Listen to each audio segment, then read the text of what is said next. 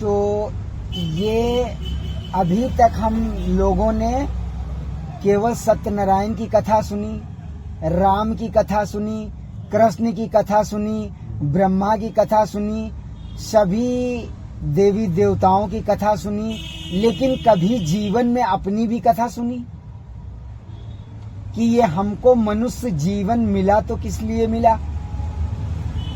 पिता से ये शरीर मिला, माँ के गर्भ में ये शरीर पला और जब टाइम पूरा हुआ तो गर्भ से बाहर आया।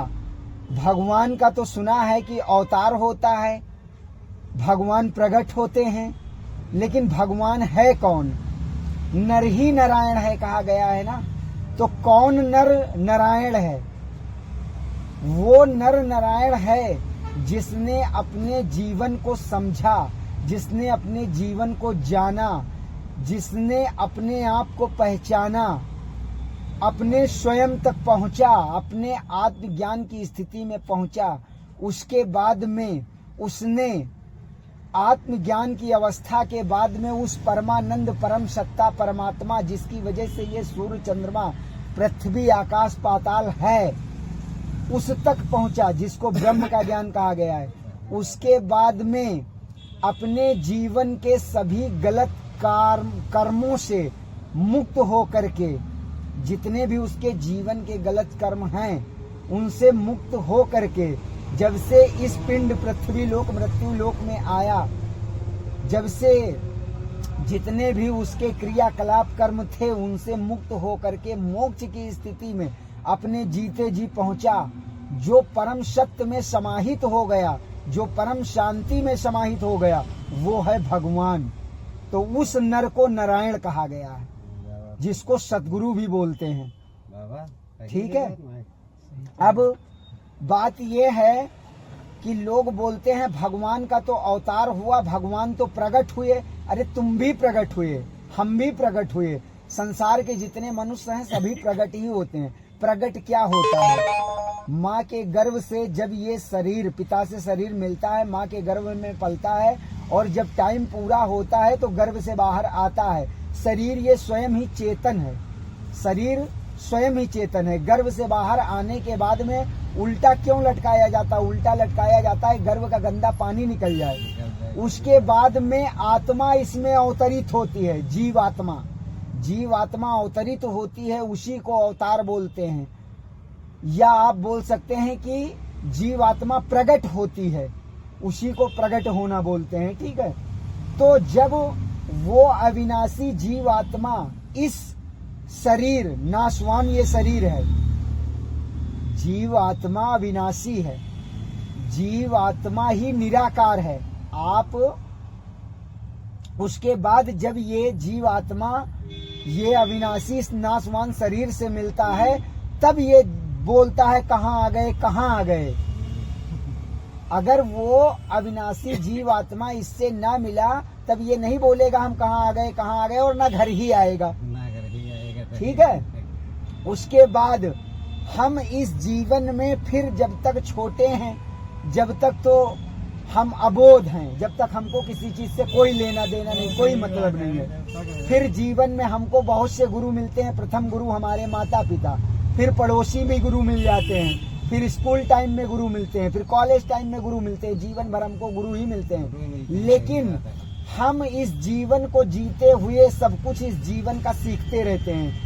माता पिता से सीखते हैं, पड़ोसियों से सीखते हैं, स्कूल टाइम में सीखते हैं, कॉलेज टाइम में सीखते हैं, इस संसार के अनेक मनुष्यों से मिलकर सीखते हैं, और मकड़ी के जाल की तरीके से अपने ही बनाए हुए जाल में इस कदर फंसते जाते हैं, इस कदर फंसते जाते हैं, इस कदर फंसते जाते हैं कि ये हम भूल जाते हैं कि हमारे कर्मों की वजह से ये मनुष्य जीवन हमको मिला, और इस मनुष्य जीवन को हीरा जन्म कहा गया है। और इस हीरे जन्म पर संसार की मिट्टी की परत चढ़ गई है, गंदगी की परत चढ़ गई है। क्या गंदगी की?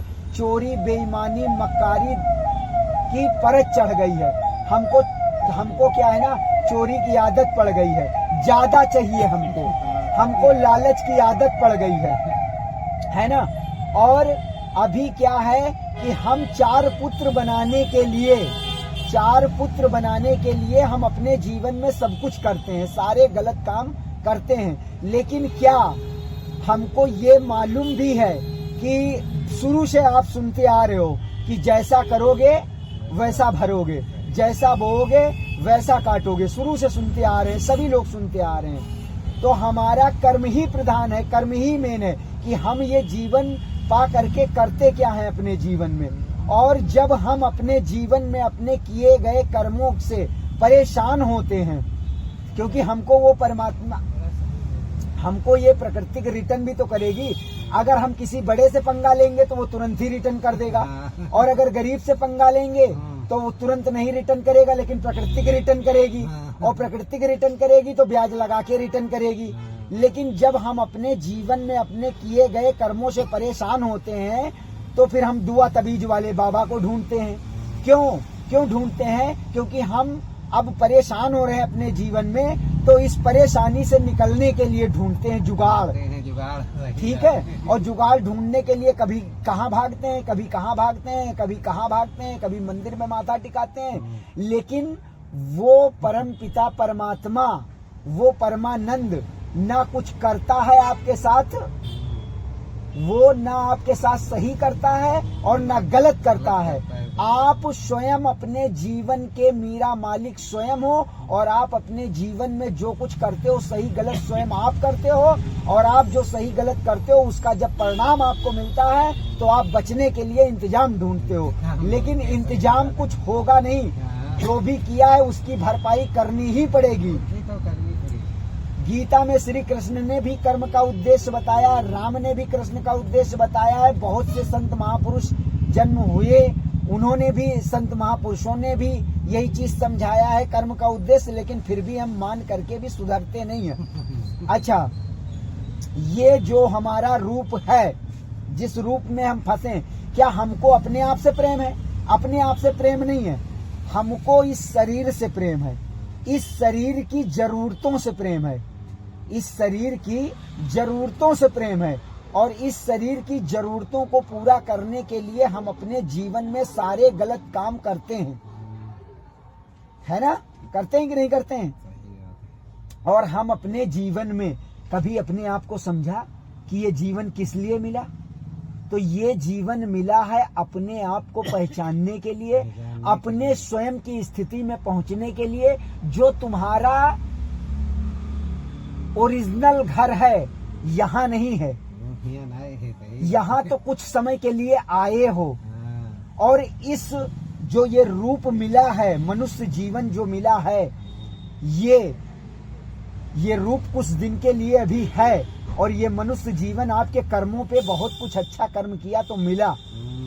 तो इसको पहचानो कि इसी जीवन में जो आपका परम घर है, जो आपका परम मार्ग है, जिसके लिए ये मनुष्य जीवन मिला, वहां जाने के लिए मिला, अपने घर लौटने के लिए मिला, परम स्थिति में वापसी आने के लिए मिला। लेकिन हम फिर भी वहां नहीं जाना चाहते हैं। क्यों? क्योंकि हमको लगता है ये हमारे बीवी बच्चे, घर द्वार परिवार, कार गाड़ी बंगला घर मकान, यही हमारा अस्तित्व है। लेकिन हम अपने परम अस्तित्व को नहीं पहचान रहे हैं कि जिसके लिए हमको ये मनुष्य जीवन मिला। तो हमारा परम अस्तित्व कहाँ से है? उस परम सत्ता परमात्मा से, जिसकी वजह से ये सूर्य चंद्रमा पृथ्वी आकाश पाताल है। हम उससे हैं, हमारी आत्मा परमात्मा से है। लेकिन इसके लिए ही हमको ये मनुष्य जीवन मिला। फिर भी क्या हम अपने जीवन में इसमें ऐसा फंस गए हैं कि हम समझ नहीं पा रहे हैं अपने आप को, निकलने का नाम नहीं ले रहे हैं। क्यों? सिर्फ लालच में, सिर्फ लालच में फंसे हुए हैं। तो हम इसको समझें, जाने क्या कि ये कुछ समय के लिए श्वास आ रही है, और जितनी बार आ रही है हमको हर बार नया जीवन दे जा रही है। लेकिन क्या हम जीवन में कभी इस चीज को जानने की कोशिश किया कि ये जो रूप है, ये रूप कब तक के लिए है? जिस दिन ये श्वास आना जाना बंद हुई, कुछ समय फिक्स तो नहीं है ना कि कब जाएंगे। अरे कभी जवानी में ही चले जाते हैं, कभी बच्चे ही चले जाते हैं, कभी 10 साल की उम्र में चले जाते हैं। कब चले जाएं कुछ पक्का है? कब चले जाएं कुछ पक्का है? कुछ पक्का है? तो हम कम से कम अपने जीवन को ये जाने तो फिर आगे आपके कर्मों के अनुसार, हमारे कर्मों के अनुसार हमको अन्य योनियां मिलेंगी। जो हमने अपने जीवन में किया है उसी के हिसाब से योनियां मिलेंगी। और ना फिर हमारे बीवी, ना हमारे बच्चे, ना हमारा घर, ना हमारा द्वार, ना हमारा परिवार, वो कोई क्या नहीं रही जाता। आप इसी जीवन में इस चीज को करते हुए करो ना। अपने जीवन में जो कुछ भी कर रहे हो उसको ईमानदारी से करते हुए अपने परम स्थिति तक पहुंचो। अपने परम, अपने नहीं, बहुत नेक कर्म करो ना, बहुत नेक कर्म करो। करना क्या है? सिर्फ अपने जीवन को ईमानदारी से जीना है, समझना है, अपने आप को समझना है। और इसके लिए मार्ग बताने वाले सद्गुरु की जरूरत है। उस मार्ग से जुड़े रहो, भटकने ना पाओ। इसके लिए आपको वो शब्द रूपी ज्ञान चाहिए। सद्गुरु कौन है? वही सद्गुरु, वही भगवान। गुरु नहीं, सद्गुरु, जो अपने परम सत्य की स्थिति तक पहुंच गया, जो परमात्मा में पहुंच गया, जो परम सत्य में समाहित हो गया, जो अपने जन्म मरण के बंधन से मोक्ष पा चुका, वो भगवान है, वो सद्गुरु है। तो सद्गुरु का सत्य रूपी शब्द इस जीवन के मेन परम महत्व को समझो। हमारा परम कर्तव्य इस जीवन का क्या है, इस जीवन का परम लक्ष्य क्या है, हम आए किस लिए हैं और कर क्या रहे हैं इस जीवन में। फंस तो कहीं और गए हैं। सही कहा दोस्त। कोई नशे में फंसा है, कोई किसी काम में फंसा है, कोई चोरी में फंसा है, कोई बेईमानी में फंसा है, कोई मक्कारी में फंसा है। हम सब कुछ अपने जीवन में कर रहे हैं और अपने आप को नहीं पहचान रहे हैं, अपने शरीर की जरूरतों को पहचान रहे हैं। हमको इस शरीर से प्रेम हो गया है। हम कौन हैं? हम ये शरीर हैं क्या?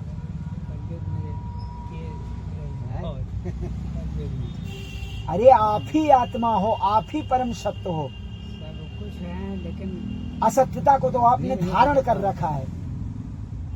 जानत है कि आगे यू मतलब नाला खुदा है